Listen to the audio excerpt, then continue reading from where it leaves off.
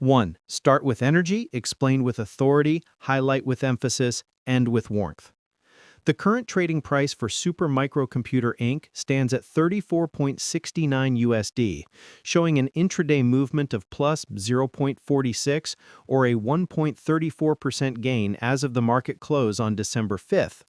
In the after-hour session, the stock has slipped slightly to 34.65 USD. On the surface, a 1% gain might look like a typical day of consolidation for a technology company, perhaps signaling a quiet stabilizing period for a stock that has seen better days. That is the expectation, that this is just another hardware supplier moving in sync with the broader tech sector, perhaps catching a breath before the next leg up. The reality, however, is far more volatile and dangerous.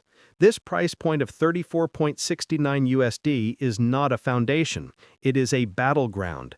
You are looking at a company that is currently fighting for its life, battling against the threat of delisting from the Nasdaq, recovering from the resignation of a major auditor, and trying to prove that its massive revenue growth is legitimate. The reality is that Supermicro is currently the most binary bet in the entire market. It is either a massively undervalued asset trading at a fraction of its potential, or it is a falling knife that has not yet hit the ground.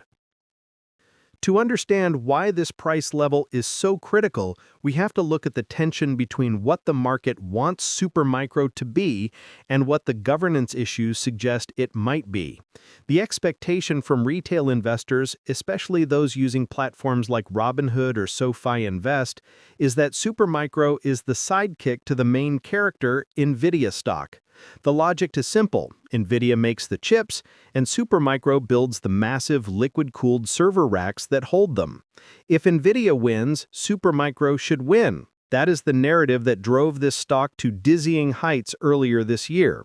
But the reality is that governance failures have severed that link. When Ernst & Young resigned as the company's auditor in late October, they didn't just leave. They issued a noisy withdrawal, stating they could no longer rely on representations from management.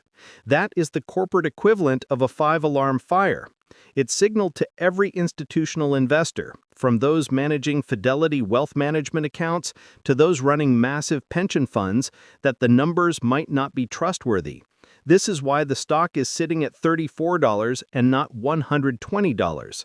The market is pricing in a trust discount so severe that it has effectively wiped out the premium usually assigned to AI hardware growth.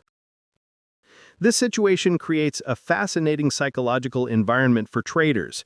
If you are sitting at home looking at your Schwab Intelligent Portfolios or browsing Interactive Brokers trading options, you are looking at a stock that is technically trading at a single-digit price-to-earnings ratio while growing revenue at triple-digit rates. That discrepancy is the definition of too good to be true versus opportunity of a lifetime. The market movement today, that small 1.34% gain, likely represents a collective holding of breath. The company recently appointed BDO USA as its new independent auditor, a move that momentarily spiked the price because it offered a lifeline. It meant that someone was willing to step in and look at the books. However, the appointment of BDO is not the same as a clean bill of health. The audit is not finished. The 10K annual report is still late. The Nasdaq non-compliance letter is still active.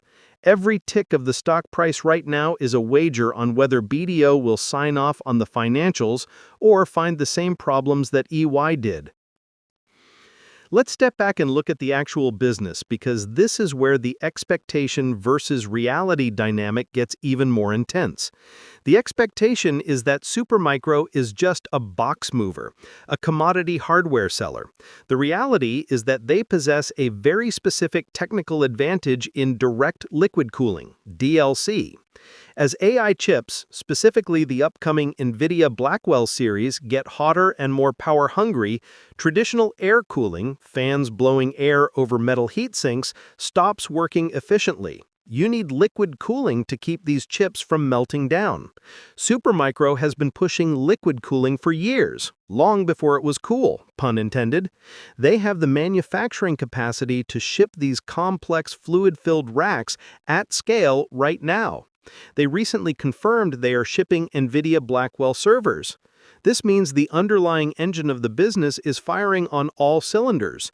The demand is real, the customers are real, the revenue, at least the cash coming in the door, appears to be real.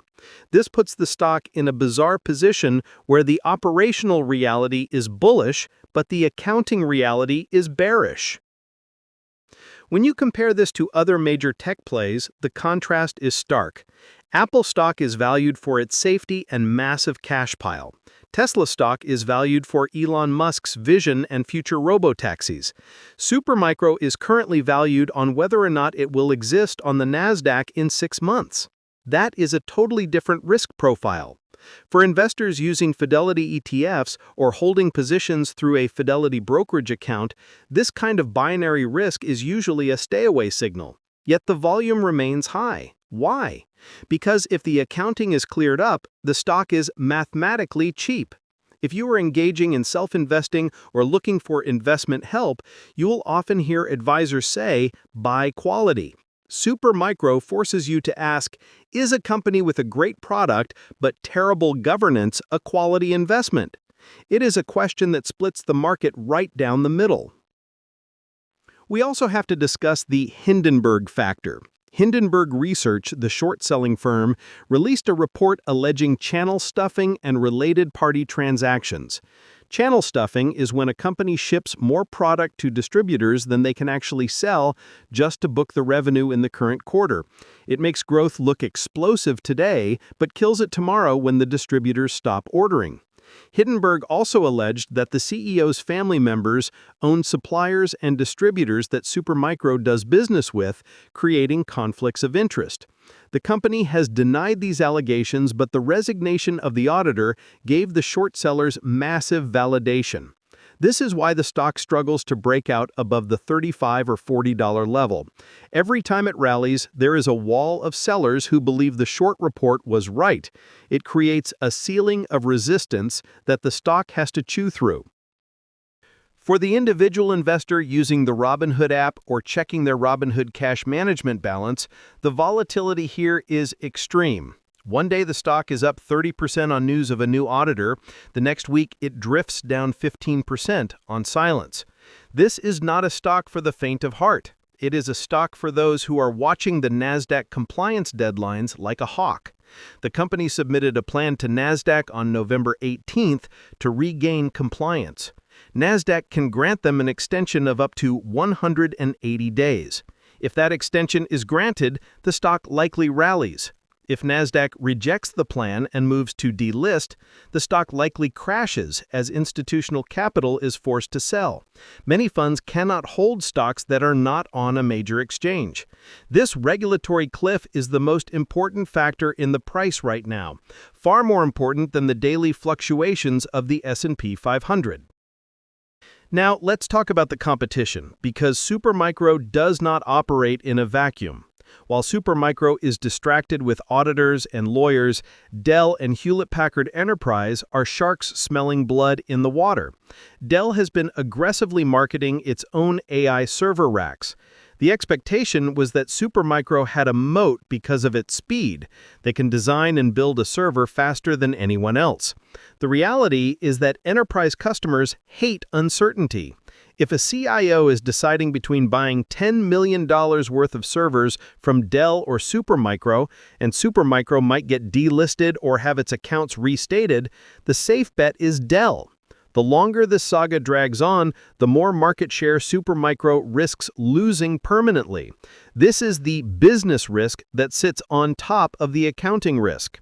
Investors engaging in Interactive Brokers stock trading need to watch the market share numbers closely. If Dell reports a massive surge in AI server revenue, it might be coming directly out of Supermicro's. Despite this all gloom, there is a scenario where the reality exceeds expectations in a positive way. The market is currently pricing in a high probability of failure. If Supermicro simply files their 10K, keeps BDO as an auditor, and avoids delisting, the relief rally could be substantial. The bar for success has been set so low that just being a normal, functioning company would be seen as a massive victory. This is the contrarian angle. Most people are terrified. If you look at sentiment on investing sites or forums discussing SoFi stocks, the fear is palpable. But historically, maximum fear often correlates with a bottom. If the business is legitimate, and Nvidia CEO Jensen Huang has publicly supported Supermicro in the past, then the current price is a disconnect from the fundamental value of the future cash flows. I want you to pause for a second and think about your own position. If you are holding this stock, why? Is it because you believe in the tech or because you're chasing the volatility? Comment below how many shares of Supermicro Computer you currently hold and what your average buy price is. It is always fascinating to see where the community stands on such a divisive ticker. Moving deeper into the analysis, we need to consider the broader macroeconomic